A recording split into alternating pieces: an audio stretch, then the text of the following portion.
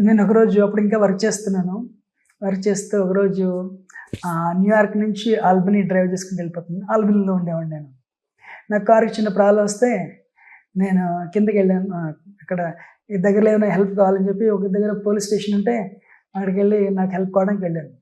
వాడు కాప్ నావి చూసి, "hey you have paint on the face you know so" అని షాక్ అయిపోయాడు. అయ్యో!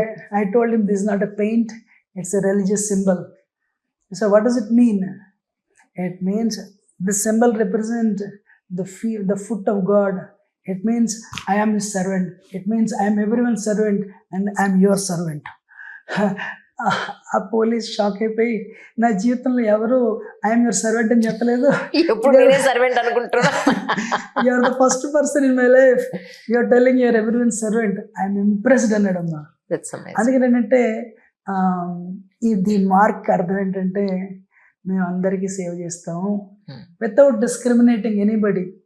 ఎన్నో రిలీజియస్ డిస్క్రిమినేషన్ లేకుండా, జెండర్ డిస్క్రిమినేషన్ లేకుండా, ఒక క్యాస్ట్ క్రీడ్ డిస్క్రిమినేషన్ లేకుండా అందరిలో ఆ భగవంతుడు ఉన్నాడని తెలిసి సేవ చేయడానికి చేస్తాము అని చెప్పడానికి దీని తలకు అర్థం.